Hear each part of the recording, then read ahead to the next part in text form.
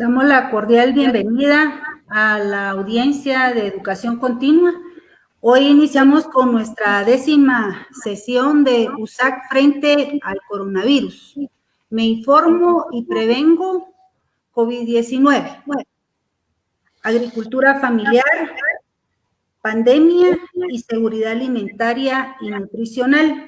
Quiero agradecer la colaboración del licenciado Víctor Hugo Godoy, quien será el ponente, y el ingeniero Darío Monterroso, quien nos apoyará en la moderación. En primera instancia, quiero recalcar que el Consejo Superior Universitario y el maestro ingeniero Murphy Pais Recinos, rector de la Universidad de San Carlos de Guatemala, ha impulsado esta estrategia de comunicación con la visión de comunicar a la comunidad sancarlista y a la sociedad guatemalteca en general de forma sistemática, organizada, amplia y utilizando diversos medios. La información más relevante sobre lo realizado y en vías de realización por la Universidad de San Carlos de Guatemala en el marco de la emergencia nacional por el COVID-19. De igual manera, recalcar como objetivo específico realizar estas actividades comunicacionales estratégicas de carácter multidisciplinar que propicien sinergias intrauniversitarias. Así que, si me permiten, dejo en el uso de la palabra al ingeniero Darío Monterroso. Bienvenido. Muchas gracias, maestra de Mata, directora del Instituto de Problemas Nacionales, INUSAC. Estos teleseminarios ponen a nuestra universidad a la vanguardia tecnológica de la información académica virtual. Se agradece al maestro ingeniero civil Murphy Pais Recinos, rector magnífico de esta casa de estudios, y al secretario general, arquitecto Carlos Valladares, por apoyar estos esfuerzos. Saludamos a quienes están enlazados con nosotros. En primer lugar, a los estudiantes, quienes son la razón de ser de la universidad, docentes, investigadores, trabajadores en general, y a las personas que, no siendo de la universidad, nos honran con acompañarnos. Sin más preámbulo, comenzamos con este seminario denominado Agricultura Familiar, Pandemia y Seguridad Alimentaria y Nutricional. Y para el efecto, tengo el gusto de presentar al licenciado Víctor Hugo Godoy Morales para que lo conozcan mediante el siguiente extracto de sus actividades profesionales. Víctor Hugo es un consultor internacional en derechos humanos y, entre otros cargos, ha desempeñado los siguientes. Ha sido 2 veces presidente de la Comisión Presidencial de Derechos Humanos, COPREDE, instancia creada por los acuerdos de paz y que en este gobierno ha sido desmantelada para dar lugar a la COPADE. Asesor de los procuradores de los derechos humanos Ramiro de León Carpio, Jorge Mario García y Sergio Morales Alvarado. Embajador de Guatemala ante la Organización de Estados Americanos, donde fue presidente del Consejo Permanente en el turno de Guatemala. Consultor del BID para seguimiento a la ejecución de la política de reparación a las comunidades afectadas por la construcción de la hidroeléctrica Chixoy. Oficial de verificación en Inúa en el área del acuerdo socioeconómico. Miembro de la Comisión Nacional de Reconciliación para las Conversaciones de Paz en representación de los partidos políticos de oposición. Miembro de la Comisión Paritaria de Reforma y Participación del Acuerdo sobre Identidad y Derechos de los Pueblos Indígenas. Ministro de Trabajo y Previsión Social y presidente del INTECAP. Diputado al Congreso de la República, presidente de la Comisión de Trabajo y Previsión Social y vicepresidente y secretario de la Comisión de Derechos Humanos. Miembro de las Comisiones de Asuntos Municipales, Reforma del Estado y Medio Ambiente. Y para terminar, permítanme informarles que fue diputado a la Asamblea Nacional Constituyente participando como presidente de la Comisión de Asuntos del Pueblo y miembro de la Comisión de la Ley Electoral. Bueno, ahora que ya lo conocen mejor, lo dejo en el uso de la palabra para que nos presente su exposición. Muchas gracias.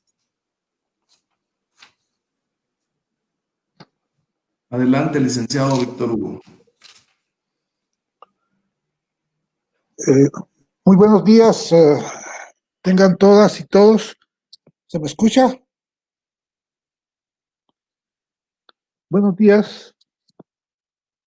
Sí, le escuchamos, licenciado.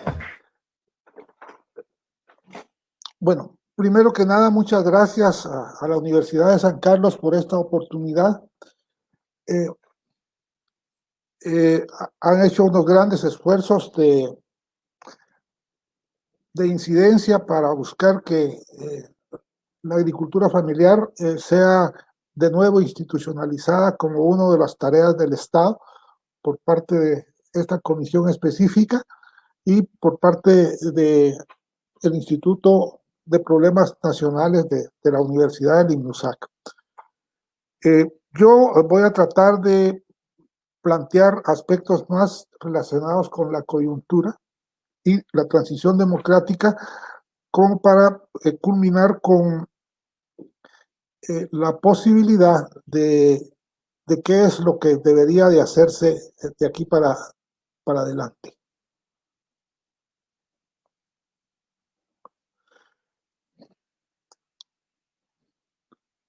El principio diciendo cuando tener la razón no basta. Esto porque de suyo las condiciones que ahorita se están viviendo en los tres organismos del Estado son condiciones de anormalidad en la que la realidad no impacta, sino que pareciera que hay otro tipo de razones u otro tipo de intereses que son los que nos llevan a esto. ¿Y por qué digo cuando tener la razón no basta? Por esto. La encuesta nacional agropecuaria 2019-2020, que acaba de darse a conocer por parte del Instituto Nacional de Estadística, es decir, nos plantea varias cosas sobre el tema de agricultura familiar. Hay una disminución prácticamente en el cultivo del maíz, hay un poquito de crecimiento en el tema de frijol y sí una baja en el tema del azúcar. Claro, tanto el frijol como el maíz sí tienen que ver con la agricultura familiar, y comparado con las otras tablas y las hectáreas, digamos, que se cultivan, pues el maíz y el frijol no tienen tanto como tiene el café, la caña de azúcar, el hule y la palma, incluso la palma africana, que es un producto, podríamos decir, de reciente incorporación en la economía de exportación. Pero quizás lo más importante y que nos tiene que preocupar es esto, digamos, el perfil del productor agrícola. El 72% vive en condiciones de pobreza, es el productor agrícola. El 31.3% vive en pobreza extrema. El 60% indica pertenecer a algún pueblo indígena.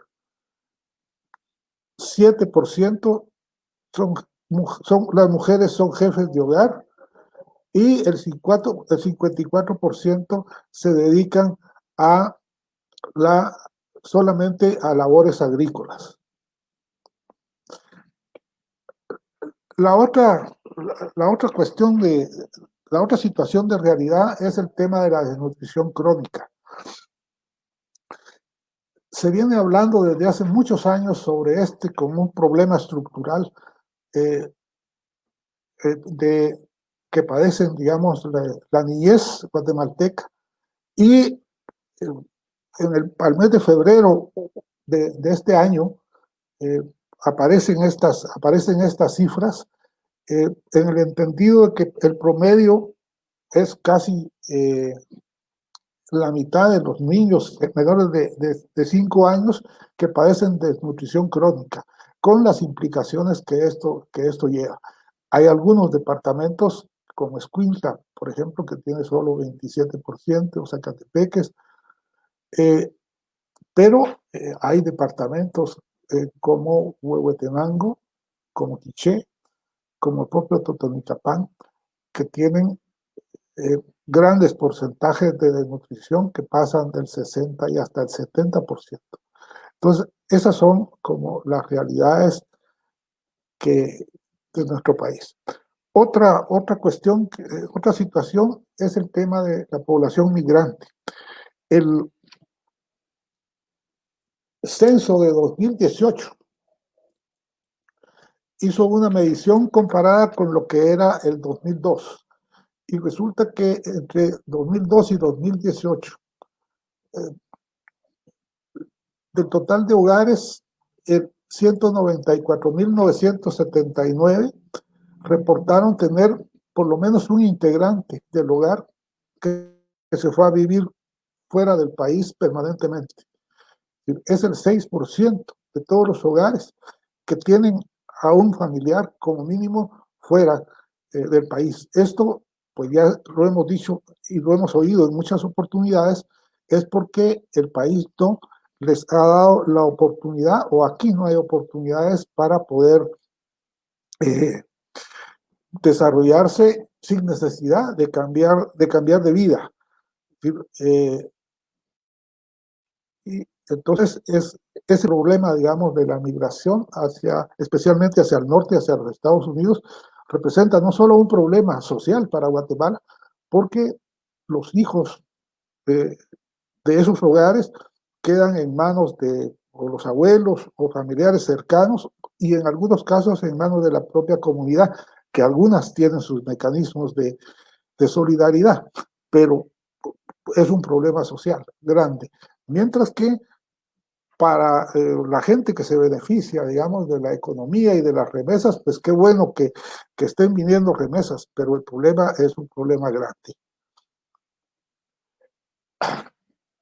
Para hablar del tema de las implicaciones y los daños que ha provocado la tormenta, en la página del Ministerio de Agricultura, Ganadería y Alimentación aparece ahí estos datos al 13 de noviembre referido a la afectación que tuvieron 96 municipios, 85 familias afectadas y 58.663 hectáreas dañadas. Sí. Disculpe, no está compartiendo pantalla. Fuera tan fina y tan amable de compartir su presentación. Ay, perdón. Disculpe, está muy interesante, pero así comparte toda su presentación. Espérame, pues vamos a ver qué fue lo que me pasó. Disculpe, ingeniero. Pero no, ninguna diapositiva ha pasado. No, doctor. Ay. Solo necesito que le dé share screen en la parte inferior. Espérame.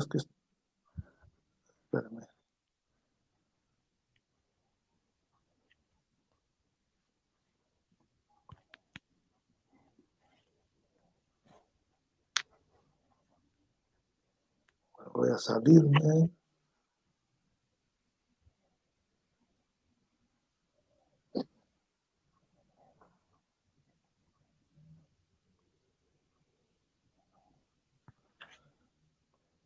Mientras que nuestro querido ingeniero nos comparte su presentación, recuerde, querida audiencia, en inscribirse en el link que aparece en la página de Educación Continua. Ustedes llenan sus datos y luego regresan a nuestra fanpage.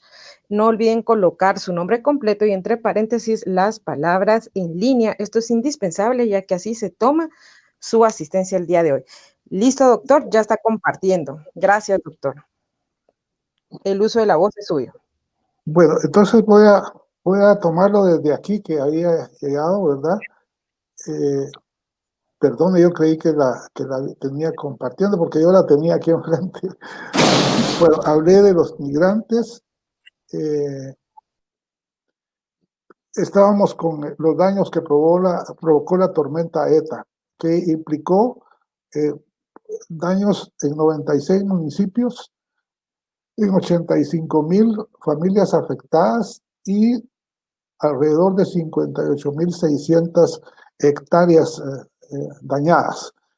Los cultivos afectados fueron el maíz, el frijol, el tomate, chile, café, banano, pastizales, cardamomo, cebolla, ajo, ejote, etcétera, ¿verdad?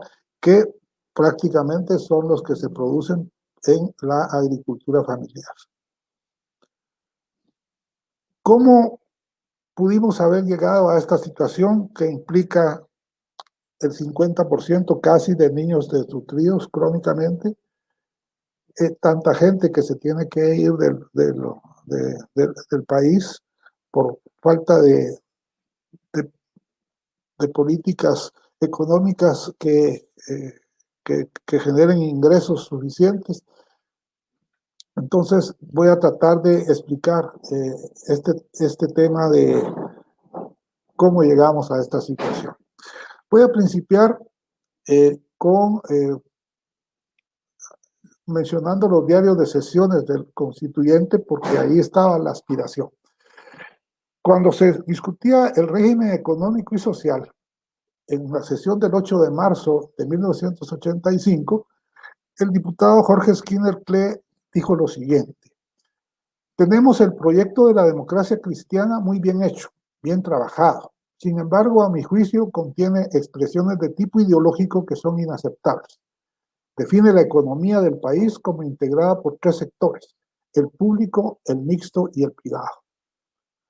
Para mí, esto es inaceptable, como sería igualmente inaceptable la propuesta de que el Estado jamás va a intervenir en la economía. Porque, ¿qué vamos a hacer entonces? ¿Dónde está el guapo que se quiera hacer cargo de FEGUA, señores? El Estado tiene empresas que son necesarias, porque no pueden cumplirse de otra manera en nuestra economía.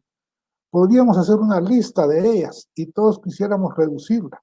Quisiéramos que FEGUA estuviera en manos privadas, que Aviateca también, que Empagua también, pero no se puede. Con esta última argumentación propuso esta redacción en el final del artículo 118 de la Constitución. Cuando fuere necesario, el Estado actuará complementando la iniciativa y la actividad privada para el logro de los fines expresados. ¿Cuáles son esos fines expresados? Pues que dicen que el régimen económico y social de la República de Guatemala se funda en principios de justicia social y que es obligación del Estado orientar la economía nacional para lograr la utilización de los recursos naturales y potencial humano para incrementar la riqueza y tratar de lograr el pleno empleo y la equitativa distribución del ingreso nacional. Y de ahí se agregó este párrafo, pero en base a esta argumentación. Lo menciono así porque ya vamos a ver más adelante qué fue lo que a la final pasó. Tendremos que venir y ver qué ha sucedido en estos 35, 36 años de transición democrática. Primero, vino lo que fue llamado como el consenso de Washington, en el entendido de que los grandes organismos internacionales de crédito y todo impusieron una serie de medidas, especialmente porque los países se habían endeudado más de la cuenta, y que se llamó como el consenso de Washington. Esto implicó que el Estado tenía que deshacerse de sus empresas, tenía que venderlas al sector privado, tenía que obtener una serie de medidas como quitar precios tope, quitar subsidios y lo que se llamaba que la economía, es decir, estuviera libre de todas esas interferencias del Estado. Entonces, ese consenso de Washington pues vino prácticamente recién estrenada la Constitución y el régimen constitucional guatemalteco. Después vino, en razón de que todavía no había terminado la guerra cuando estábamos iniciando la transición, la comunidad internacional y las propias necesidades, digamos, de del Estado guatemalteco hicieron que hubiera conversaciones y que se llegara a través de medios políticos a lograr acuerdos de paz que en el caso de Guatemala pues implicaron no solo el final del enfrentamiento armado, sino también el abordaje de algunas temáticas que eran prácticamente el problema estructural del país. ¿Por qué menciono aquí también la doctrina del shock? Porque según Naomi Klein, las medidas neoliberales o estas del consenso de Washington se aplicaron en los distintos países en unas situaciones de emergencia en las que no les podía, es decir, no se podía decidir otra cosa. Aquí fue al revés. Aquí prácticamente fueron los acuerdos de paz y aprovechando, digamos, que la insurgencia, que era la que podía haber cuestionado más el tipo de medidas neoliberales, estaba pues abocada al cumplimiento, digamos, de los acuerdos. Fue a través de estos acuerdos de paz que entraron todas las medidas neoliberales que se impusieron a partir de 1996. Otra de las situaciones que afectó bastante y ha afectado todavía es la nueva geopolítica del crimen transnacional. De hecho, como ahora podemos ver en todas las series a través de las plataformas ya sea de HBO o de Netflix, al principio todo lo que era el narcotráfico se producía y se trasladaba, es decir, de Colombia se trasladaba directamente a Estados Unidos por la vía aérea.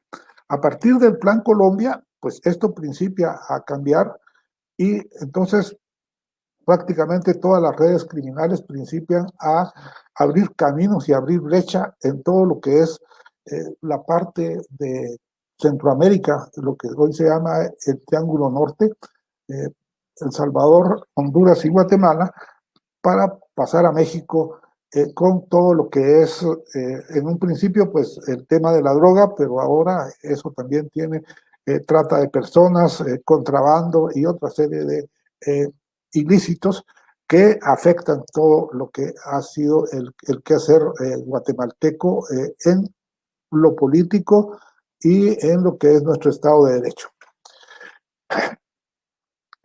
El consenso de Washington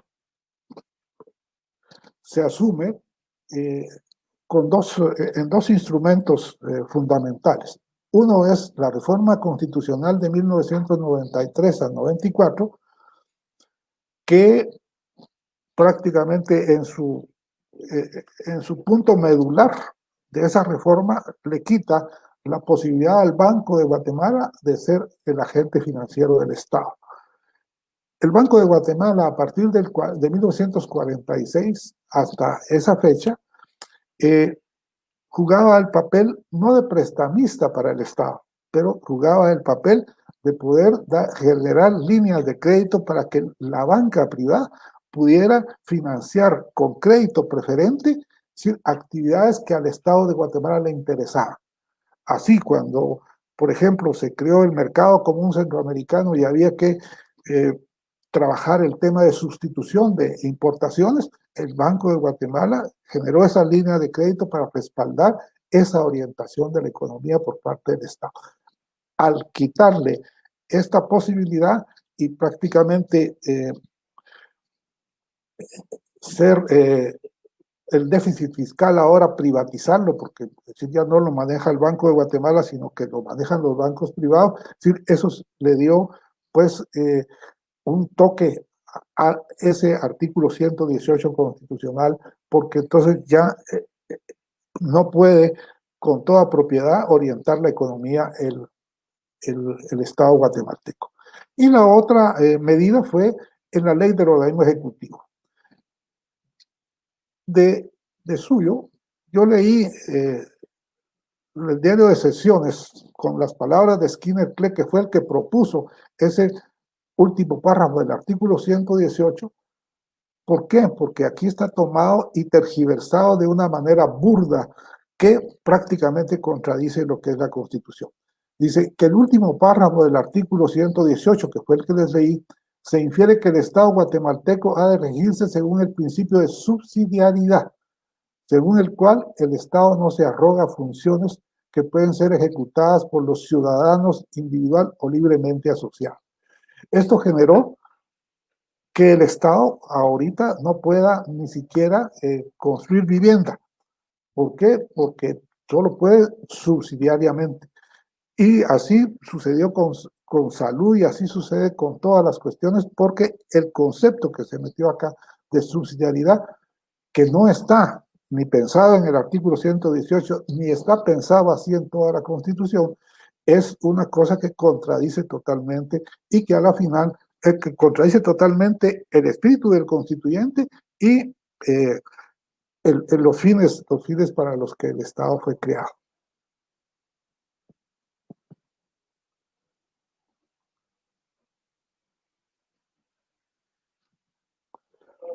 Los resultados de aquello,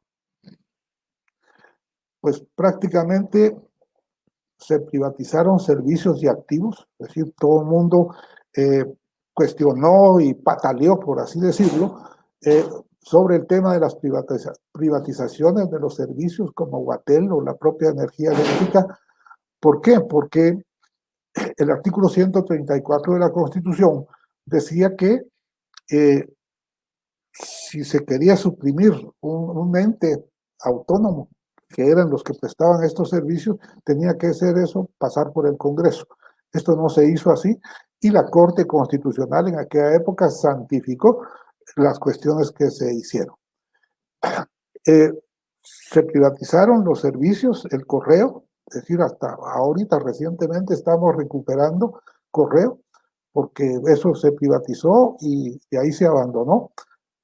Entonces, teléfonos, energía eléctrica, líneas aéreas, ferrocarriles, todo, digamos, se trasladó al sector privado. Lo que no se trasladó generalmente fue objeto de tercerización y outsourcing. Por ejemplo, antes cada banco o cada institución que tenía que cuidar su servicio, tenía su servicio de policía, su servicio de seguridad. Es decir, todo esto se convirtió en tercerización y ahora son las empresas privadas de seguridad las que hacen toda esta tarea, que también lo cumplen, digamos, en las colonias de clase media y clase alta, ¿verdad? Generó también ausencia del Estado en áreas críticas. ¿Sí? Y eso también permitió el control de territorios por el crimen organizado. De suyo, la propia población viene y ha defendido, digamos, a capos cuando han querido ser capturados. Hay todavía algunos territorios en el lado de Laguna del Tigre y allá por el Petén que es difícil, digamos, que ya sea la policía o el propio ejército puedan ingresar. Pero quizá donde más hemos fracasado es en el tema de la ausencia de intermediación política, porque no ha habido verdaderos partidos políticos que hagan intermediación y que se propongan, es decir, cambiar esta democracia que prácticamente se ha quedado solo como puro procedimiento, pero que no lleva a nada, sino que sencillamente solo nos venden modos de administrar la crisis, pero no cómo realmente superarla. Y finalmente, el control corporativo. Uno de los periódicos digitales más famosos, es decir, hizo un inventario de en cuántas instituciones y en cuántas dependencias, especialmente de carácter autónomo o colegiado, participa el sector privado. Ellos están presentes en más de 50 instituciones y entonces prácticamente ellos tienen todo ese control. Pero ¿cuál es el resultado final? Es que al no haber una cohesión respecto a qué se persigue por parte del Estado y el bienestar y todo eso, lo que se ha hecho es fragmentar todas las cuestiones y eso ha generado, digamos, una corrupción generalizada e impunidad. Y por eso es que vemos nosotros ahora la lucha por el tema de las cortes y estas cuestiones, ¿verdad? Entonces, de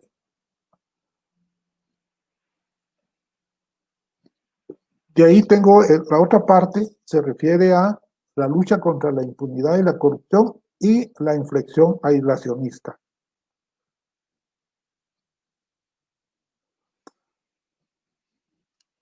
Nosotros vemos ahora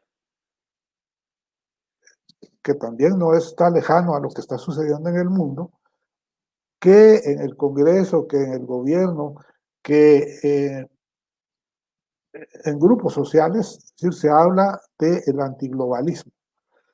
Y esto es como que aquí ya se estuviera dando cuestiones para favorecer el aborto. Vienen organizaciones para la defensa de la familia, contra la diversidad sexual. Se plantean hasta días de oración en el Congreso, es decir, para sacar leyes, para el control de ONGs y también argumentan la defensa de la soberanía. En la defensa de la soberanía, es decir, pues ahí vimos nosotros cómo quisieron expulsar al embajador de Suecia, cómo se quiso también suspender hasta las relaciones con Suecia porque consideran que el reino de Suecia es muy intervencionista y muy intervencionista, por supuesto, porque está muy cercano, digamos, a los grupos vulnerables o a la población necesitada. Entonces, hay toda una cuestión que polariza y exacerba a la ciudadanía, haciéndole ver como que estas cosas ya son amenazas que tenemos, ¿verdad? Entonces, esa es parte de las cuestiones. Pero la verdadera agenda global es otra cosa. ¿Ah? Esa verdadera agenda global implica objetivos de desarrollo sostenibles. Una república, un país, un estado, tiene que buscar cómo satisface las necesidades de su población. Y entonces los objetivos de desarrollo sostenible han sido acordados por todos los países que somos parte de Naciones Unidas para tratar de proponernos metas. Los primeros objetivos fueron los objetivos del milenio, que se tenían que cumplir entre el año 2000 y 2015. Sin embargo, en esos objetivos nos fue, como decimos en buen chapín, de la patada, porque hasta retrocedimos en lugar de avanzar. Ahorita se han hecho algún esfuerzo, pero solo a nivel de gabinete, pero políticas para cumplir, digamos, con unos objetivos de desarrollo sostenible. Ya llevamos 5 años y estamos atrasados de nuevo. Pero esa es parte de la agenda global, que el Concierto de Naciones se ha propuesto para que ninguna nación pueda quedarse totalmente rezagada, porque ese rezago es para sus ciudadanos, para sus seres humanos. Otra parte de la agenda global es que en razón del desmantelamiento que sufrieron los estados a raíz de la agenda neoliberal, entonces para los estados ya era muy complicado poder brindar totalmente la protección para los derechos humanos. En ese sentido, Naciones Unidas, en consenso, digamos, con todos los estados y también con los sectores privados de los diversos países, hizo un recuento de todos los compromisos que hay en los tratados y convenios de derechos humanos y cómo, es decir, también eso le incumbe a las empresas. Por ejemplo, uno tiene derecho a un salario digno y justo, ¿ah? Pero eso el Estado pues tiene que ver que se cumpla, pero eso pasa por la empresa. Entonces, crearon lo que se llamó los principios rectores de empresa y derechos humanos, que están pidiendo que en base a 3 pilares, que es protección del Estado, respeto empresarial y remedio para cuando haya problemas, es decir, de esos principios rectores de derechos humanos y que se haga un plan nacional para esas cosas. Entonces, ahí las empresas nuestras también, hay algunas que sí quieren, hay otras que son totalmente reacios. El acuerdo ambiental de Escazú es otra de los instrumentos que se crearon alrededor de la CEPAL y para Latinoamérica, buscando decir cómo no suceden cosas como la que está pasando pues prácticamente en el río Motagua y en el Mar Caribe, digamos que Honduras se ha quejado. Entonces, cómo decir, nos comprometemos en el tema ambiental a nivel regional, y Guatemala fue de los que suscribió el acuerdo en el año 2018, pero es decir, hubo un reclamo fuerte por parte de CACIF porque no se le pidió su opinión previo a la suscripción del tratado, aunque todavía está para ratificarse. Entonces ellos lo que han hecho es impedir que se ratifique. Lo mismo estamos con los convenios de OIT. El sector privado pues está con el convenio para el trabajo a tiempo parcial, que fue un convenio que se hizo en la OIT en una situación de emergencia antes de la catástrofe de 2008, la catástrofe financiera, pero que ahorita ya no tendría razón de ser. Sin embargo, Guatemala sí lo ratificó y de hecho ahí están presionando para a tiempo parcial. Pero lo que es el convenio 87 sobre libertad sindical y el convenio 98 sobre negociación colectiva, eso prácticamente lo han venido desconociendo. Y ponemos lo último que tiene que ver con la agricultura familiar. En 2019 se creó el Decenio de Naciones Unidas sobre la agricultura familiar. Quiere decir que estamos ahorita, todos los países en boga, tratando de que se dé énfasis a la agricultura familiar, en el entendido de que esto es una cuestión fundamental para el desarrollo de los países. Finalmente, llego yo a lo que es el proyecto la necesidad de una ley de agricultura familiar. La iniciativa que está en el Congreso y que ha sufrido 2 lecturas, y solo faltaría la tercera general y ya por artículos, rescata la aspiración del constituyente plasmada en el literal A del artículo 119. Y aquí me voy a permitir leer cómo fue que se construyó ese literal A del artículo 119, que dice: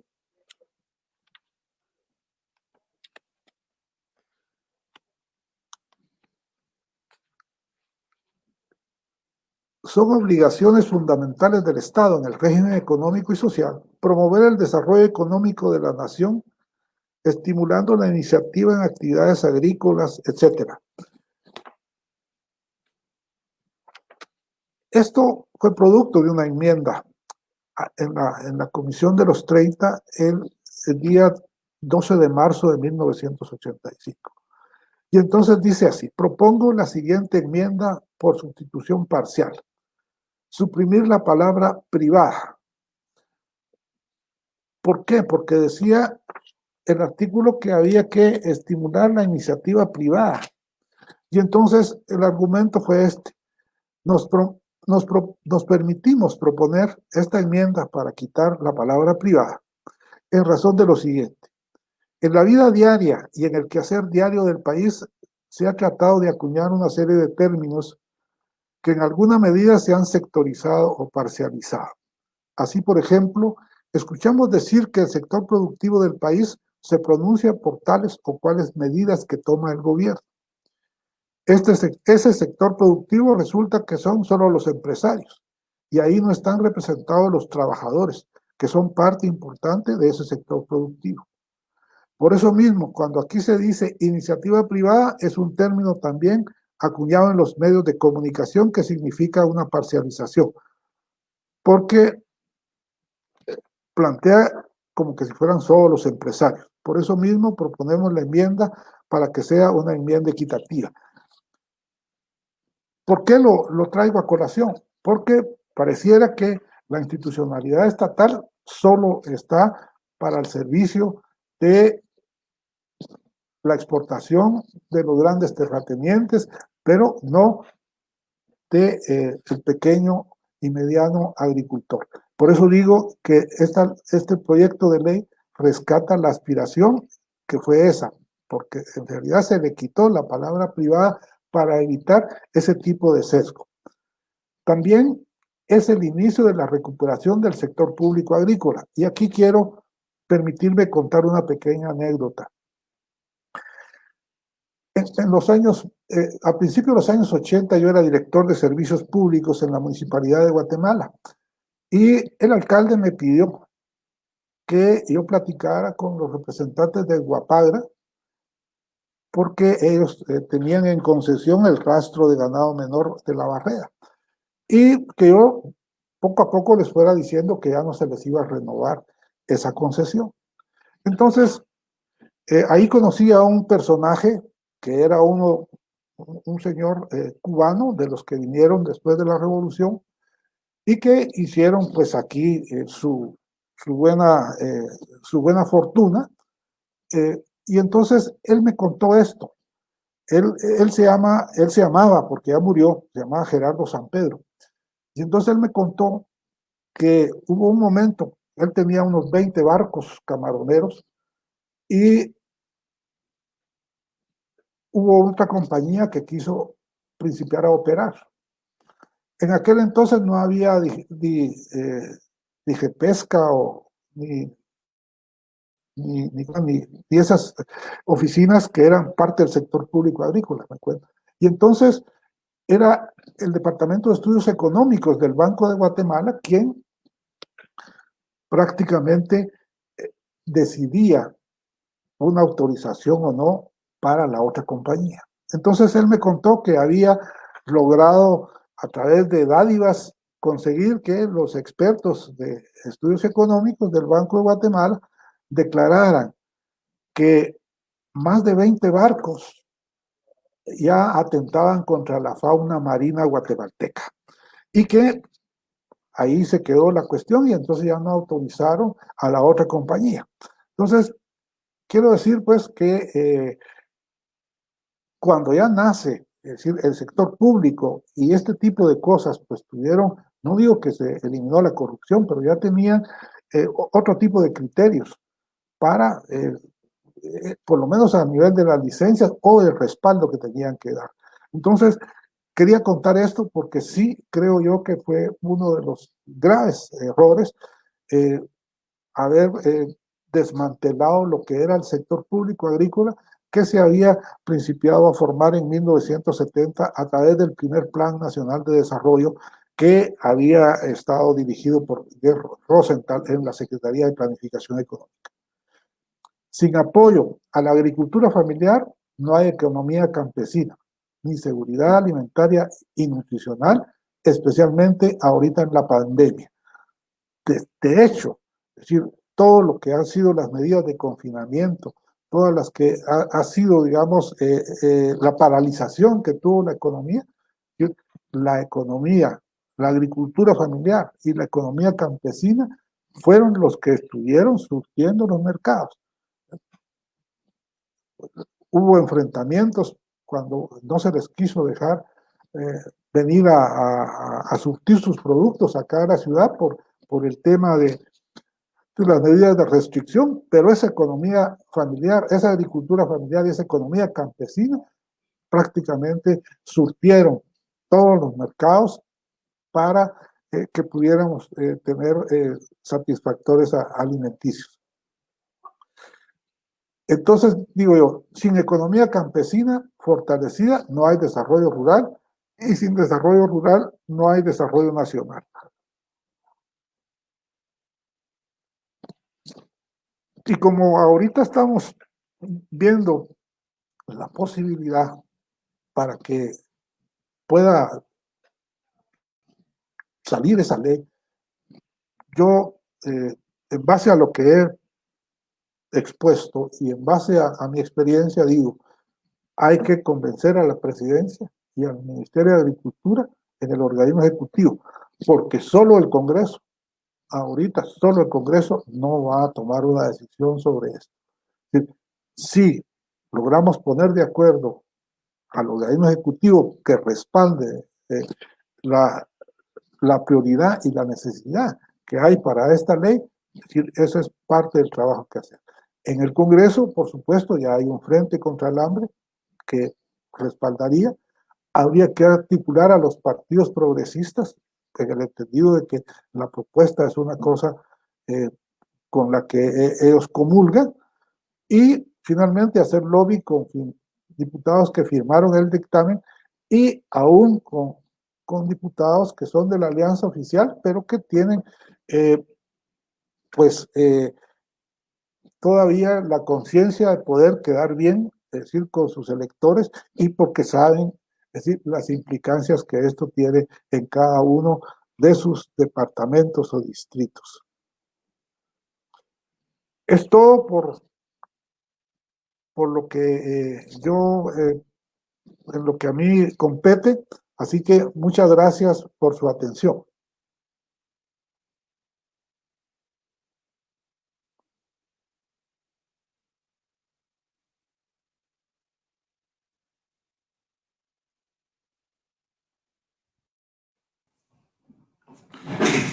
Estamos muy complacidos con la exposición del licenciado Víctor Hugo Godoy. Agradecemos su participación y vamos a aceptar un par de preguntas de nuestra apreciable audiencia. Por aquí tenemos de parte de Iván Barrios, que al igual que nosotros felicitamos al licenciado Víctor Hugo Godoy por tan excelente presentación. Una estimable participante pregunta lo siguiente: ¿por qué cree que desde 1985 hasta la fecha los gobiernos, a pesar de su propaganda, ignoran, ya cuando están instalados en el gobierno, ignoran a la agricultura familiar?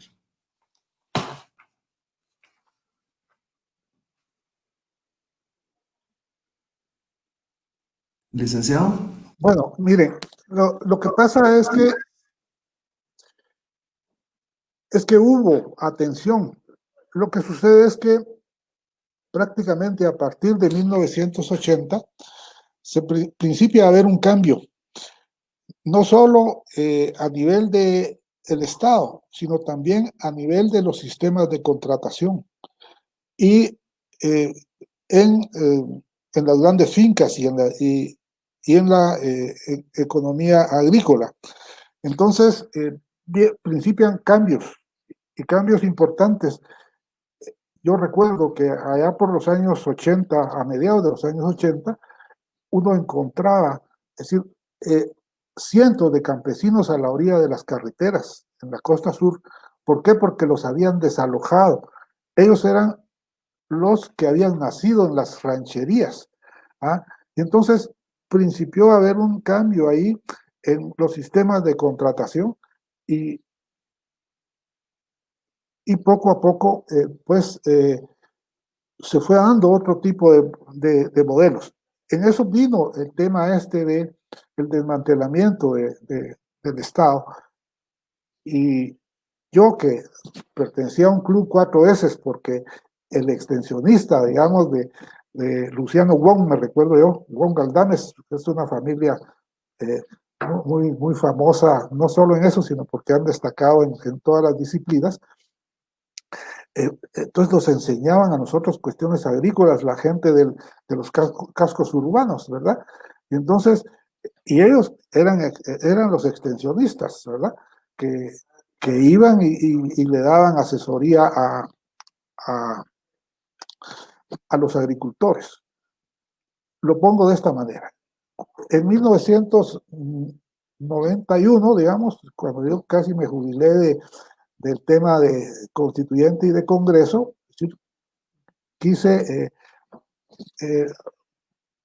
compré un terreno ahí para una granjita aquí entre San Pedro, Zacatepeques y Santo Domingo, Xenacoj, y entonces me acerqué al MAGA para buscar asesoría. Y entonces me dijeron, mire, tiene que ser ahora con el programa de la mosca del Mediterráneo. Ellos son los que están manejando este tipo de cosas. Es decir, ya atendí.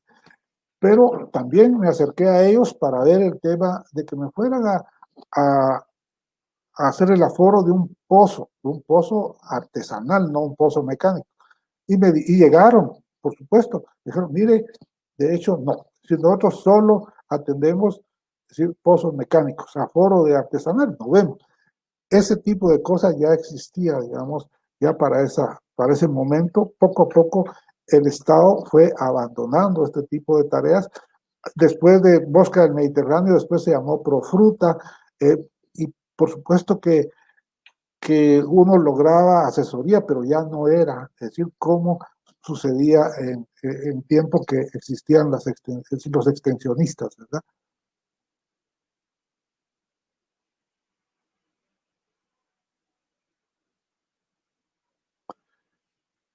Muchas gracias, licenciado. De varias centenas que integran nuestra audiencia en este momento, hemos recibido una gran cantidad de preguntas. Nos es completamente imposible contestarlas todas. Tenemos acá a Emilio Morales, a MD Cifuentes, Bonnie Reyes, Maynor Chen, etcétera, etcétera, etcétera, que felicitan al licenciado Víctor Hugo Godoy por su exposición. Del interior de la República, un participante dice lo siguiente: ¿de qué manera la agricultura familiar rescata la aspiración del constituyente? También es una pregunta mía, licenciado Víctor Hugo Godoy, porque realmente en el espíritu de la Constitución que plasmó el pensar de los constituyentes ya quedó como definido que debería de haber una agricultura familiar. Entonces, realmente, ¿cuál fue ese espíritu, licenciado? Bueno, era precisamente eso, digamos que el Banco de Guatemala pudiera crear líneas de crédito. En aquel entonces no estaba Banrural, estaba Bandesa, pero yo recuerdo, digamos, para el terremoto del 4 de febrero, el Banco de Guatemala creó líneas de crédito no más del 4% para que dieran todos los bancos. Entonces, de hecho, digamos, Banrural pues atiende, pero no atiende solo a la agricultura familiar, o muchas veces, mucha de esa agricultura familiar no tiene, digamos, para adquirir un préstamo, ¿ah? Por las condiciones, especialmente de la agricultura. Entonces, el tener la asesoría, digamos, de un extensionista, el que pueda utilizar tecnología apropiada, es decir, la asistencia técnica, no solo la asistencia crediticia, es decir, es lo importante, digamos, que se vio en las obligaciones del Estado. Es decir, poder dar crédito y poder dar asistencia técnica de carácter preferencial para las familias, para lo que es la agricultura familiar, porque la agricultura familiar es aquella forma de organización de la producción en donde participa la familia, que no hay pago, sino que prácticamente todos trabajan y así sobreviven mucho. Y si a esa no le damos apoyo, no le damos asistencia, jamás va a pasar del autoconsumo para la cuestión excedentaria y mucho menos ya para lo que es articular cadena de valor y todas esas cuestiones, ¿verdad? Muchas gracias, licenciado. Desde el pensamiento de un constituyente que fue parte importante en la elaboración de nuestra Constitución Política de la República, hemos visto una mirada de nuestra cruda realidad. Y esto se debe, creo yo también, a que Guatemala es víctima de la cooptación del Estado por los grupos de poder económico y político, con los apérrimos resultados que todos conocemos. Como dijo Víctor Hugo, nos quedamos atrasados en los objetivos de desarrollo del milenio y estamos ya muy atrasados en los objetivos de desarrollo sostenible. Y las consecuencias pues son hambre y más pobreza. Sin embargo, la debilidad del Estado y esos grupos de poder se han opuesto o no han facilitado que la actividad que produce la comida que consumen todos los guatemaltecos, por lo menos en un 80%, tenga una ley de agricultura familiar. Y en ese sentido, nosotros estamos propugnando con una comisión de alto nivel del Consejo Superior Universitario, a la que también fue invitado el licenciado Víctor Hugo Godoy, estamos propugnando que logremos que en tercer debate sea aprobada la iniciativa de ley 4947, Ley de Agricultura Familiar. Y desde esta tribuna nosotros exigimos al Congreso que esa ley sea aprobada. No es consecuente pensar que vamos a tener un desarrollo nacional teniendo en la pobreza, en la miseria y con hambre a todos los campesinos de Guatemala. El tiempo nos ha consumido, la discusión va para largo, la ley de agricultura familiar ya viene esperando desde siempre, pero no queremos abusar del tiempo ni de nuestros panelistas, ni de las personas que nos honraron con su presencia a través de esta red. Así es que damos las gracias, Víctor Hugo, y estamos muy, pero muy complacidos de su participación. Muchas gracias, licenciada Heidi de Mata, directora del IMNUSAC, muy, muy atenta, muy agradecido.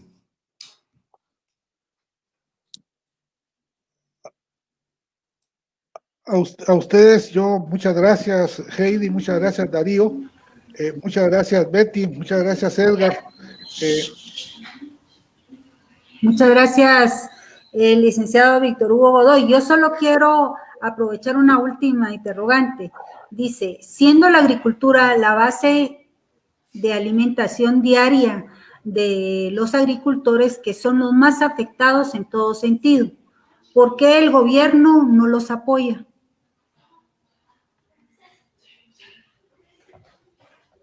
Mire, yo creo que es una cuestión a veces de formación.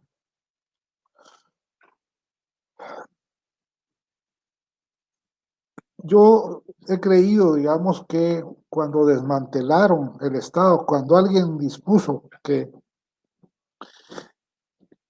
el Estado solo iba a subsidiar porque donde no pudiera la población, esa persona no conocía a la población, ni conocía lo que es Guatemala. ¿Ah? Entonces, ni cuáles son sus posibilidades. Entonces, a partir de ahí, creo que es parte del problema. En donde nuestros electores no necesariamente son los más duchos, porque no nos ponemos a pensar cuál es la experiencia que tiene tal o cual personaje para que vengamos y vamos a votar por él. ¿Ah? Entonces, ese es básicamente el asunto. Es decir, los presidentes a veces creen que conocen, pero no conocen. Yo sí creo, digamos, que haber desmantelado como se hizo digamos, en algunos servicios importantísimos, eso fue una locura que solo lo pudo hacer alguien que no conocía el país, no conocía Guatemala. Esa es la razón. Y la otra, Heidi, es el siguiente, digamos, creen que apoyando el tema de las exportaciones, apoyando, es decir, a los grandes proyectos, es decir, se va a arreglar. Y lo cierto es que ahorita Estados Unidos creó, cuando Biden era vicepresidente, el plan Alianza para la Prosperidad. Y lo que pretendían era que se invirtiera en aquellos municipios donde hay expulsión de migrantes, porque ellos lo que querían era solucionar su problema allá de seguridad. Entonces, sin embargo, acá el sector que toma las decisiones dispuso que no, que era por otra, había que utilizar ya los avances que tenían en otros rubros, y entonces Estados Unidos dijo, miren señores, no, así no. Yo que necesito es esto, y ese es parte del problema. ¿Cómo se va a solucionar? La cuestión cuando no se conoce. Ahorita mismo se está discutiendo en el Congreso una cuestión para la infraestructura vial propuesta, ¿por qué? Por los mismos que han corrompido el sistema. Entonces, esos son los contrasentidos. Entonces, yo sí creo que aquí el gobierno, en este caso, después de lo que nos ha sucedido y nos está sucediendo con la pandemia y con el tema de la vulnerabilidad climática, la agricultura familiar debiera estar, pero como la prioridad número uno, para dedicarle un porcentaje, digamos, del presupuesto nacional para poder atender. Si no, aquí, por un lado, se desmanteló el tema de la resolución de conflictos y por el otro lado se están asusando porque la gente no sé cómo va a reaccionar ya después de que pase todo este tema de la pandemia si no se le atiende. Eso es lo que tengo que decir sobre eso, Heidi.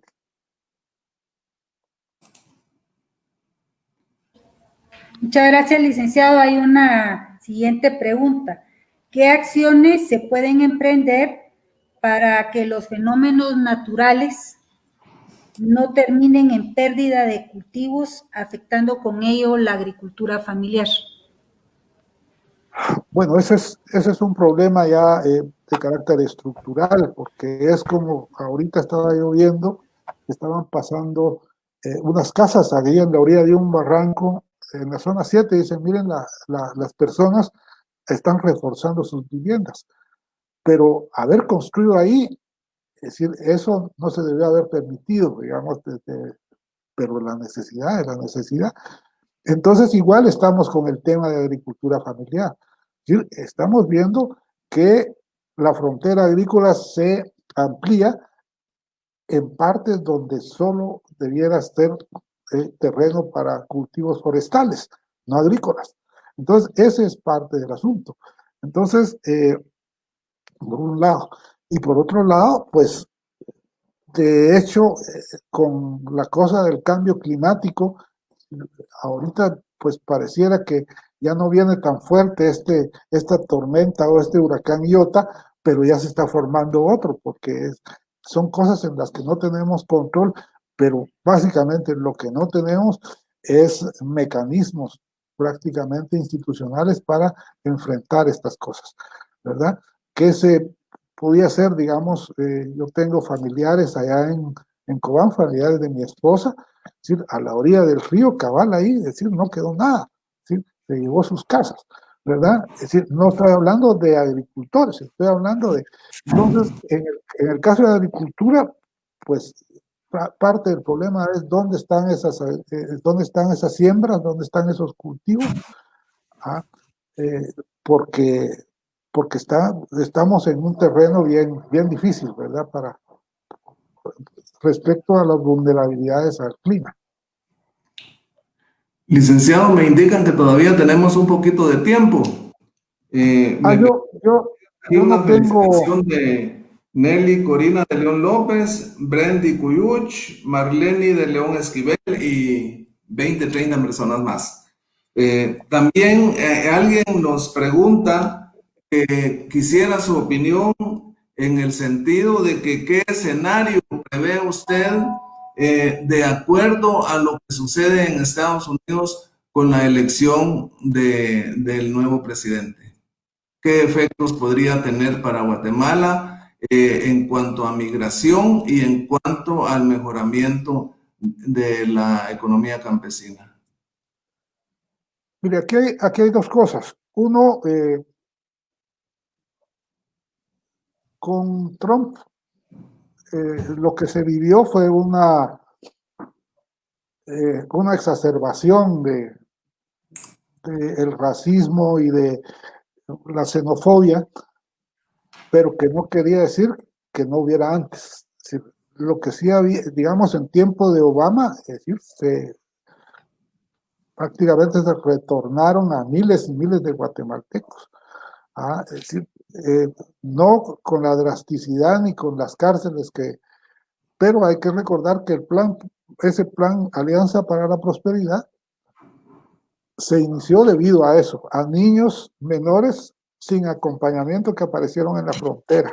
Y hay que recordar las noticias de aquella época donde la esposa de Otto Pérez, que era la primera dama, ¿sí?, fue a Estados Unidos para ver qué se podía hacer. Entonces, de hecho, lo que sucede es que Estados Unidos tiene necesidad para atender algún tipo de actividades de la migración, pero tiene que ser una migración ordenada y no como es ahora, que prácticamente la gente que se tiene que ir se va de mojada. Ahora atravesar México es una lotería, digamos, no sabe uno si llega o no llega por el tema de los carteles y todo el crimen organizado. Entonces, ahí hay que buscar, digamos, cómo se llega a un acuerdo, así como se tiene con Canadá. Es decir, con Canadá hay visas que van a trabajar 6 meses y regresan de las comunidades, pero eso hay que verlo. Se supone que hay un tipo de visa norteamericana que hay que necesitar a utilizar, pero lo cierto es que siempre el problema tiene que recaer aquí en nosotros. Lo ideal, digamos, Costa Rica no tiene ese problema. Costa Rica no tiene migrantes. ¿Por qué? Porque tiene un régimen económico más igualitario, con más ciudadanía, con menos altibajos. Entonces, una economía más de clases medias que le llamamos. Entonces, los problemas son hacia aquí, hacia el norte de Centroamérica, ¿verdad? Entonces, creo yo que va a cambiar algo, pero no mucho. Tal vez pudiera cambiar en el tema de las cosas que se hicieron y que se dejaron pasar, es decir, el haber expulsado a la CICIG y todo esto, es decir, que había permitido el gobierno de Trump, pues ahora van a volver otra vez como a apretar un poco más para el tema de corrupción o el tema de seguridad o el tema del narco, ¿verdad? Pero yo no veo mayores cambios, ¿verdad?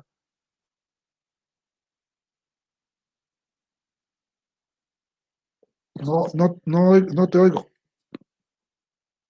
Darío. Sí, ya estoy. Reitero, licenciado, sus valiosos conocimientos expresados en su exposición. Agradecemos a la audiencia que tuvimos y finalmente pasamos la palabra a la licenciada de Mata para despedir este evento. Muchas gracias.